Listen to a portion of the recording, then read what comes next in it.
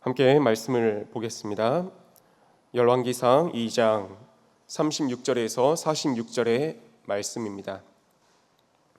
구약성경 513면쯤에 있는 열왕기상 2장 36절에서 46절의 말씀 교독하며 읽도록 하겠습니다. 다 찾으셨다면 제가 먼저 읽도록 하겠습니다. 왕이 사람을 보내어 시므이를 불러서 이르되 너는 예루살렘에서 너를 위하여 집을 짓고 거기서 살고 어디든지 나가지 말라. 너는 분명히 알라. 네가 나가서 기드론 시내를 건너는 날에는 반드시 죽임을 당하리니 네 피가 내 머리로 돌아. 시므이가 왕께 대답하되 이 말씀이 좋사오니 내 주 왕의 말씀대로 종이 그리하겠나이다 하고 이에 날이 오래도록 예루살렘에 머무니라. 3년 후에 시므이의 두 종이 가드왕 마아가의 아들 아기스에게로 도망하여 간지라. 어떤 사람이 시므이에게 말하여 이르되 당신의 종이 가드에. 시므이가 그 종을 찾으려고 일어나 그의 나귀의 안장을 지우고 가드로 가서 아기스에게 나아가 그의 종을 가드에서 데려왔더니 시므이가 예루살렘에서부터 가드에 갔다가 돌아온 일을 어떤 사람이 솔로몬에게. 왕이 사람을 보내어 시므이를 불러서 이르되 내가 너에게 여호와를 두고 맹세하게 하고 경고하여 이르기를 너는 분명히 알라. 네가 밖으로 나가서 어디든지 가는 날에는 죽임을 당하리라 하지 아니하였느냐. 너도 내게 말하기를 내가 들은 말씀이 좋으니이다 하였거늘 네가 어찌하여 여호와를 두고 맹세와 내가 네게 이른 명령을 지키지. 왕이 또 시므이에게 이르되 네가 네 마음으로 아는 모든 악 곧 내 아버지에게 행한 바를 네가 스스로 아나니 여호와께서 네 악을 내 머리로 돌려보내시리라.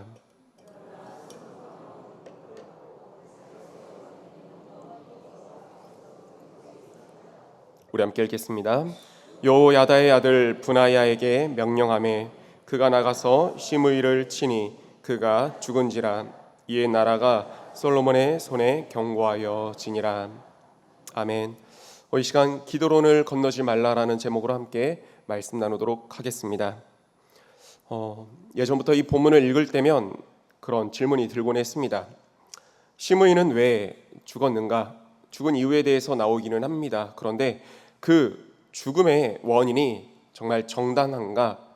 죽을 만한 일이었나? 죽임 당할 만한 일이었나? 라는 그런 질문을 하곤 합니다. 그런데 이 질문을 이 관점 가운데서 붙들고 있으면 이 본문이 참 은혜가 안 되는 걸 느낍니다. 그래서 오늘 저는 질문을 하나 바꿔서 이 관점을 달리해서 이 본문 앞에 함께 서려고 합니다. 시므이가 왜 죽었는가? 이 정당성을 따지는 이런 관점이 아니라 시므이에게 왜 3년이라고 하는 시간이 주어졌는가? 이 질문으로 오늘 함께 말씀을 나누고자 합니다. 이 질문으로 들어가면 이 본문은 심판이 아니라 은혜가 될 것입니다. 함께 말씀 봅니다. 먼저 시므이가 누구인지 우리가 기억해야 합니다. 시므이는 사무엘하 16장에 등장합니다. 다윗이 아들 압살롬에게 쫓겨 도망하던 그런 비참한 날에 바울임에서 한 사람이 나와서 돌을 던지며 저주합니다. 피를 흘린 자여 사악한 자여 가거라. 끊임없이 다윗을 향해 격동시키고 그렇게 돌을 던지며 저주하던 사람, 그가 시므이였습니다. 한 나라의 왕이자 또 주께서 기름 부어 세우신 다윗을 향해서 다윗이 가장 낮아졌던 그 순간에 그 날에 그 등 뒤에 돌을 던졌던 사람, 그가 시므이였다는 것입니다. 그 모습을 보고 다윗의 신하 아비새가 분노했습니다. 그래서 이 죽은 개가 어찌 내 주 왕을 저주하리이까 라며 시므이의 목을 베겠다고 했지만 다윗은 그때 당시 막아섰습니다. 그리고 오랜 세월이 흐르고 나서 다윗은 죽기 전에 솔로몬에게 이렇게 당부했습니다. 유언의 말씀이었는데 열왕기상 2장 9절에 나오는 말씀이었습니다. 그러나 그를 무죄한 자로 여기지 말지어다. 그러니까 오늘 본문이 시작되는 이 시점에서 시므이는 어떤 상황인 겁니까? 이미 사형이 확정된 그런 사람입니다. 그런데 솔로몬이 그를 불러하는 말이 36절 말씀에 나옵니다. 너는 예루살렘에서 너를 위하여 집을 짓고 거기서 살고 어디든지 나가지 말라라고 솔로몬이 시므이에게 이렇게 이야기를 하는 것이죠. 여기서 이 단어 하나를 우리가 주목해 보았으면 좋겠습니다. 집을 짓고 짓는다라는 이 단어입니다. 생각해 보겠습니다. 죽일 사람 또 죽을 사람에게는요 어떤 말을 하지 않습니까? 적어도 집을 지으라는 그런 말은 하지 않습니다. 집은 시간이 걸리는 일입니다. 당시의 건축법들을 생각했을 때도 터를 닦고 벽을 세우고 또 지붕을 얹어야 하는 굉장히 오랜 시간이 걸리는 일이 집을 세우는 일이었습니다. 그렇다면 다르게 생각한다면 집을 지으라, 집에서 살아라, 이게 무엇을 의미하겠습니까? 살아라 라고 하는 그런 말인 것입니다. 그리고 실제로 그 말대로 시므이는 삽니다. 39절 말씀에 3년 후에라는 말이 나옵니다. 3년을 살았습니다. 이 3년이라고 하는 시간은요 벌이 아니었습니다. 죽어야 될 사람에게 덤으로 주어진 시간이었습니다. 그런데 성경은 그 3년이 어떻게 흘러갔는지에 대해서 한마디도 하고 있지 않습니다. 아마 생각을 해보면 평범했을 것 같습니다. 집을 그렇게 지었을 것이고 그 안에서 밥을 먹었을 겁니다. 장사를 해서 돈을 벌었을 것이고 또 자식을 키웠을 것입니다. 죽어 마땅했을 사람이 그렇게 3년을 살아갔습니다. 근데 그러면서 잊어버리게 되었습니다. 이 하루가 나에게 어떻게 주어진 하루의 시간인지 평범한 날을 보내는 가운데서 잊게 된 것입니다. 우리 성도님들, 우리에게도 그런 날이 있습니다. 큰 병을 앓다가 다시 일어난 날이 있습니다. 사고를 아슬아슬하게 비껴간 그런 날이 있습니다.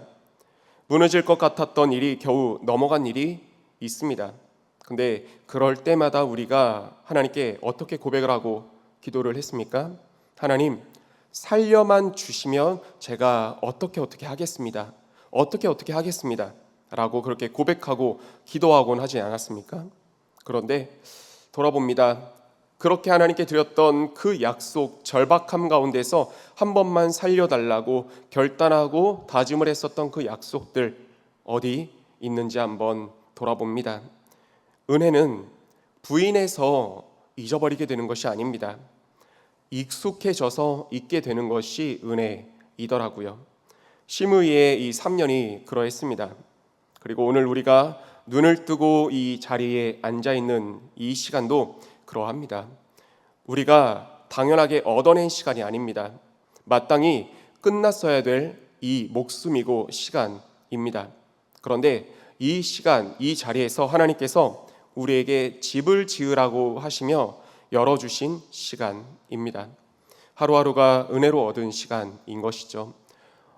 참 나약하고 죄악된 우리들, 하지만 주의 긍휼로 오늘이란 시간을 선물로 받은 우리 성도님들, 저와 우리 성도님들, 주께서 선물로 주신 것이기에 감사함으로 오늘 하루 헛되이 보내지 아니하고 선용하며 지혜롭게 살아갈 수 있는 저와 우리 성도님들 다 되시기를 주님의 이름으로 축원드립니다. 아멘. 그리고 이 은혜에는요, 말씀을 보니까 선이 하나 그어져 있습니다. 선이요. 37절 말씀입니다. 너는 분명히 알라. 네가 나가서 기드론 시내를 건너는 날에는 반드시 죽으리니 네 피가 내 머리로 돌아가리라. 솔로몬이 고백합니다. 예루살렘 성 동편으로 흐르는 골짜기가 이 기드론입니다. 근데 여기서 질문을 한 가지 이렇게 던져봅니다. 왜 하필 솔로몬이 지은 이 경계선이 기드론이었을까요? 예루살렘 성 밖으로 나가는 길은 여러 갈래였습니다. 그래서 경계로 삼을 만한 곳들도 여러 곳이 있었습니다. 근데 사무엘하 15장 23절 말씀을 보면 이런 내용이 담겨 있습니다. 다윗이 압살롬을 피해 예루살렘을 떠나던 날 온 땅 사람이 큰 소리로 울었습니다. 왕도 기드론 시내를 건너갔다고 기록을 합니다. 그러니까 어떤 장면입니까? 다윗이 울면서 건넌 그 시내가 바로 기드론이었습니다. 그리고 그 눈물의 도망길 위에서 누가요? 시므이가 돌을 던진 것입니다. 그러니까 솔로몬이 그은 그 선은요, 아무데나 그은 선이 아니었습니다. 그 선은 다르게 생각하면 시므이의 죄가 시작된 자리였습니다. 이게 무슨 의미를 담고 있겠습니까? 네 죄가 시작된 그 자리로 다시 넘어가지 말라. 그 선 안에 있으면 너는 살 수 있을 것이다 라는 의미를 담고 있는 것이죠. 이게 은혜의 성격입니다. 은혜는 조건 없이 주어집니다. 하지만 분명히 우리가 기억해야 될 것은 이것입니다. 은혜는 방향 없이는 주어지지 않습니다. 하나님의 은혜는 언제나 우리를 어떤 자리 안에 둔다는 것을 기억합시다. 그리고 우리는 그 선을, 하나님께서 우리 삶에 지어 놓으신 선을 자주 오해하곤 합니다. 어떻게 해요? 좁다고요. 그 안에 갇혀 있는 것이 답답하다고요.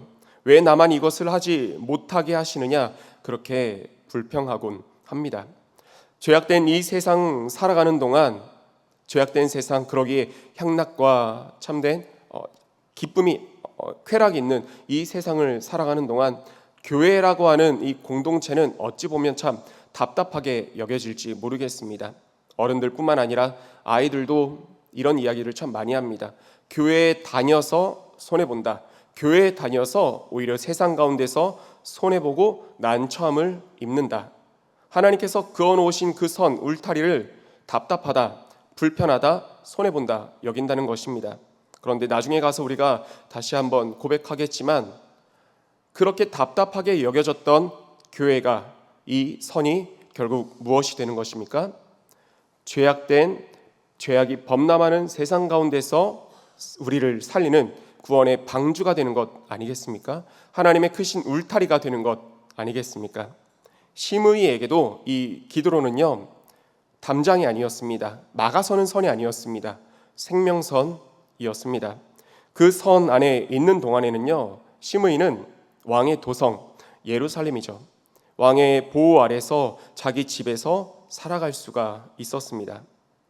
그리고 우리 각자에게 기드론이 있습니다. 다시 건너가면 안 되는 그 자리가 바로 이 기드론일 것입니다. 그리고 나에게 그어져 있는 그 선의 자리는요, 남이 알지 못합니다. 나 자신이 알고 있습니다. 내 삶에 내가 넘어가선 안 되는 그런 기드론과 같은 선, 내가 알고 있습니다. 어떤 분에게는 관계가 그럴 것이고요, 어떤 분에게는 오래된 습관이 그럴 것입니다. 어떤 분에게는 옛날의 그 행동과 마음일 것이고요. 이렇게 사람마다 다릅니다. 그러나 한 가지는 같습니다. 내 죄가 시작된 그 자리가 바로 기드론이라는 것입니다. 그 선 안에 있으면 살게 됩니다. 그런데 그 선을 넘어가면 죽음의 그림자가 엄습한다는 것을 우리가 말씀을 통해 꼭 기억했으면 좋겠습니다. 이 선 안에서 시므이는 3년을 잘 지켰습니다. 그런데 39절 말씀에서 사건이 터지게 됩니다. 그의 종 두 사람이 블레셋 가드로 도망갔다는 소식이 들려온 것입니다.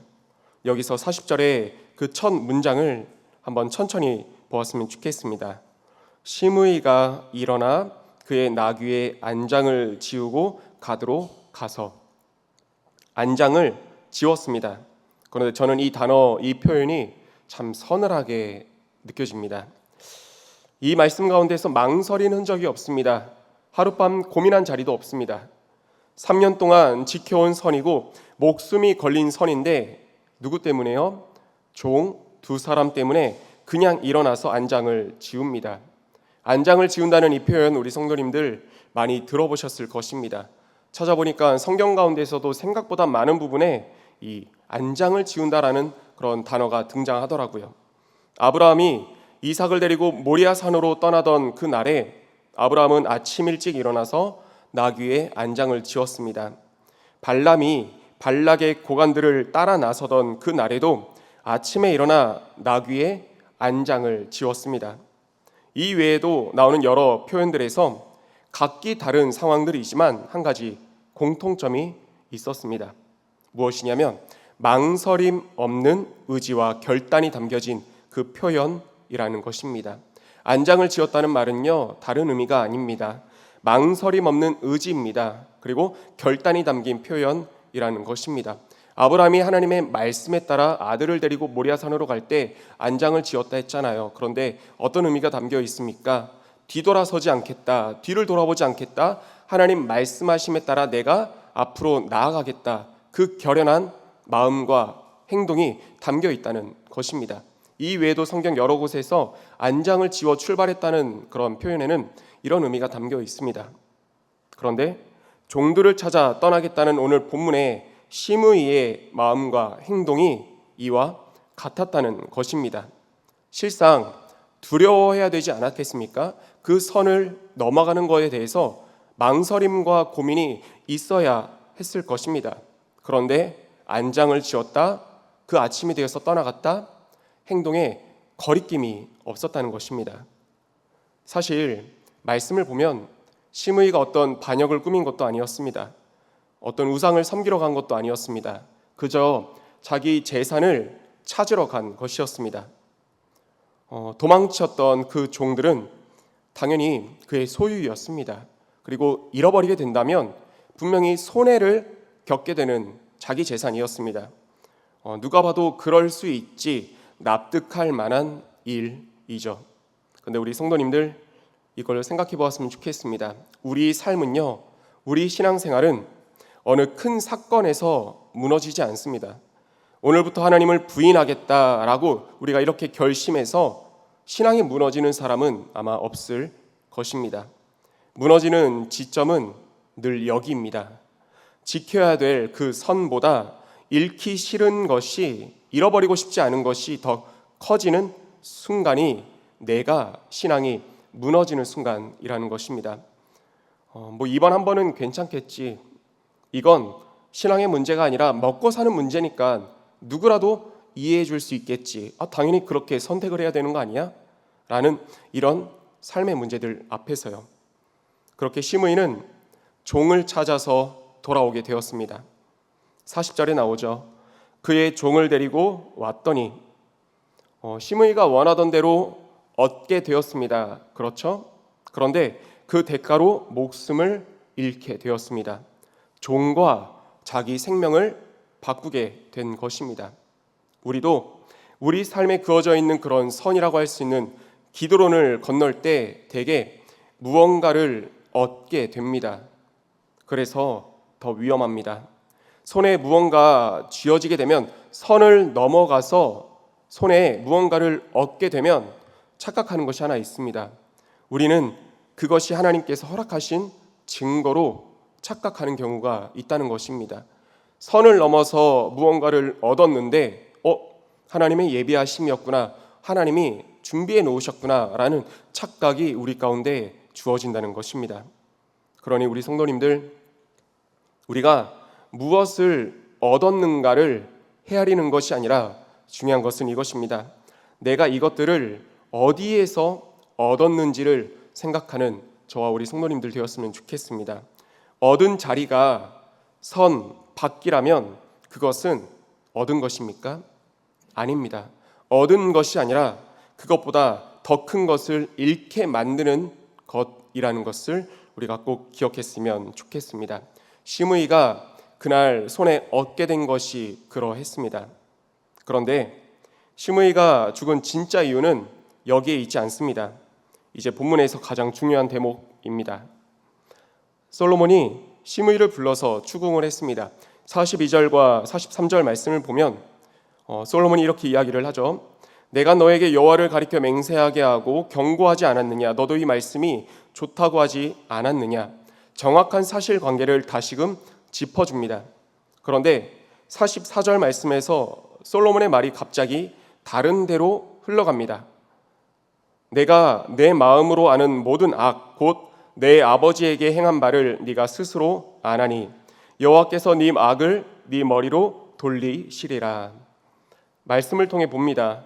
솔로몬이 최종적으로 지적하는 것이 있습니다. 그것은 기드론을 건넌 일이 아니었습니다. 내 아버지 다윗에게 행했던 그 악이었던 저주였습니다. 기드론을 건넌 일은요, 해결되지 못한, 용서받지 못한 그 오래된 죄가 드러나게 된 하나의 사건이었을 뿐입니다. 그리고 그 앞에 붙은 표현이 무섭습니다. 네가 네 마음으로 아는 모든 악이라는 표현이 있죠. 아무도 모르는 것이 아니었습니다. 누가 알고 있었습니까? 시므이 자신은 알고 있었습니다. 여기서 시므이의 진짜 문제가 드러나게 됩니다. 그는 3년 동안 규정은 지켰습니다. 하지만 회개는 하지 않았습니다. 몸은 예루살렘 안에 있었지만 마음은 한 번도 예루살렘으로 들어오지 않았다는 것입니다. 38절에서 그가 했던 대답을 다시 봅니다. 이 말씀이 좋으니 왕의 말씀대로 하겠습니다. 어찌 보면 훌륭한 대답입니다. 군더더기 없는 대답입니다. 그런데 자세히 한번 보겠습니다. 그 말 어디에도 자신의 잘못을 시인하는 그런 고백은 없습니다. 다윗을 저주했던 것은 옛날 일입니다. 그런데 잊었습니다. 잊어버리게 된 것입니다. 죄를 씻은 것이 아니라 죄를 숨겨두고 있었던 것입니다. 3년 동안 아주 잘 숨겼습니다. 하지만 우린 너무나 잘 알고 있습니다. 숨겨둔 죄는 언젠가 반드시 드러나게 되어 있습니다. 그리고 그것을 드러나게 하는 데는 종 2사람이면 충분했습니다. 우리 성도님들, 이 말씀 앞에서 먼저는 저 자신을 그리고 우리 자신을 돌아보았으면 좋겠습니다. 우리도 이렇게 신앙생활 할 수 있습니다. 새벽 예배 빠지지 않고 나올 수 있습니다. 헌금 생활할 수 있고요. 맡겨진 사역, 사명 감당할 수 있습니다. 남들이 보기에 흠잡을 데가 없습니다. 그런데 내 마음속에는 나만 알고 있는 것이 하나 있습니다. 하나님께도 한 번도 말씀드린 적이 없는, 고백한 적이 없는 그 무언가가 나만 알고 있는 것이 있을 것입니다. 그것을 덮어둔 채로 사는 것입니다. 겉은 지켰는데 속은 그대로인 것입니다. 그렇게 살면 언젠가 아주 작은 일이 그것을 건드리게 됩니다. 사소한 손해 하나가, 오해 하나가, 자존심 하나가, 서운함 하나가 그 3년의 시간을 무너뜨리게 하는 것입니다. 3년이 무엇입니까? 평생 쌓은 모든 것이 무너질 수도 있지 않습니까? 이제 오늘 본문의 마지막 절 보겠습니다. 마지막이 놀랍습니다. 44절과 45절에서 두 사람의 길이 완연하게 갈라지게 됩니다. 한 사람의 악은 그 머리로 돌아갔습니다. 왕의 왕위는 여호와 앞에서 영원히 견고하게 되었습니다. 그리고 46절 말씀에서 그 결과를 나타냅니다. 나라가 솔로몬의 손에 견고하여 지니라. 성경은 여기서 이렇게 말하는 듯합니다. 덮어두었던 것이 정리될 때 비로소 나라가 든든해지고 세워진다고요. 해결하지 않고 덮어둔 채로는 결코 든든해지지 않고 그 다음으로 나아갈 수 없다라고 성경이 말하는 듯합니다. 우리 삶도 그렇습니다. 내 마음에 아직 남아있는 것, 3년째, 10년째 숨겨만 두고 있는 그것이 정리되지 않는 한 우리 삶도 든든하게 서는 것이 쉽지 않을 것입니다. 오늘 이 새벽 주님께 고백하고 그 내 안에서 내가 계속해서 쌓아두고 감춰두고 숨겨두는 그 모든 것들 하나님께 내려놓고 고백하고 용서함 받는 이 새벽의 시간이 되었으면 좋겠습니다. 마지막으로 한 절만 더 보겠습니다. 성경은 이 기드론에 대해서 한 번 더 아주 결정적으로 기록을 하고 있습니다. 요한복음 18장 1절의 말씀입니다. 제가 읽겠습니다. 예수께서 이 말씀을 하시고 제자들과 함께 기드론 시내 저편으로 나가시니 그곳에 동산이 있는데 제자들과 함께 들어가시니라. 우리 주님께서 잡히시던 밤에 겟세마네로 가시는 그 길목에 무엇이 있었습니까? 기드론이 있었습니다. 다윗이 울면서 건넜던 그 시내였습니다. 시므이의 저주를 등에 지고 나서 건넜던 시내입니다. 그런데 그 시내를 이번에는 참된 다윗의 자손 예수 그리스도께서 건너가십니다. 다만 이번에는 쫓겨서 가시는 것이 아니라 스스로 걸어가셨습니다. 저주를 피해서가 아니라 저주를 대신 짊어지기 위해서 가신 것입니다. 시므이는 자기 종을 찾으려고 기드론을 건넜습니다. 그런데 우리 예수님은 잃어버린 저와 여러분들, 우리를 찾으시려고 그 기드론 시내를 건너셨다는 것입니다. 시므이는 살자고 건넜다가 죽었습니다. 주님은 죽기 위해 길을 건너가셨습니다. 그리고 우리 주 하나님께서 영원히 부활시키셨습니다. 내 피가 내 머리로 돌아가리라, 이 말은요 본래 죄 가운데 있는 우리가 들어야 될 말이었습니다. 그런데 주님께서 그 피를 자기 머리로 받으셨습니다. 우리 성도님들, 그래서 우리에게 주어진 시간은 시므이의 이 3년과 다릅니다. 시므이는 그 3년의 시간 회개 없이 흘려 보냈지만 우리의 오늘은 회개할 수 있는 시간입니다. 저주를 대신 지신 왕이 우리에게 계시기 때문에 그렇습니다. 오늘 이 새벽 두 가지를 마음에 담고 돌아가시기를 축복합니다. 먼저는 내가 지켜야 될 나의 기드론이 어디인지 깨닫게 되시기를 바랍니다. 왜냐하면 그 선은 나를 가두는 담이 아니라 나를 살리는 하나님의 울타리이며 축복이기 때문에 그렇습니다. 그리고 오늘 아침 하나님께 이렇게 고백해 보면 어떨까 싶습니다. 하나님, 제 마음에 누구에게도 보이지 않았던, 심지어 하나님께도 나타내지 않았던 이 무언가가 있습니다. 제가 잘못했습니다. 이제 제가 이것을 내려놓겠습니다. 용서해 주세요. 하나님께 그렇게 내 안에 있는 그것을 꺼내어드리는 그런 시간이 되었으면 좋겠습니다. 시므이가 3년 동안 끝내야 하지 않은 말이 이 한마디였습니다. 제가 죄인이라고, 내가 잘못했다고, 용서해달라고. 그래서 오늘 우리는 이 한마디를 하나님께서 허락하신 이 시간 안에서 한마디를 하고 나아가는 오늘 하루가 되었으면 좋겠습니다. 오늘도 우리를 그 은혜의 자리 안에 두시는 주님의 손을 붙들고 복된 하루 시작하시기를 주님의 이름으로 축원드립니다. 아멘. 함께 기도하겠습니다.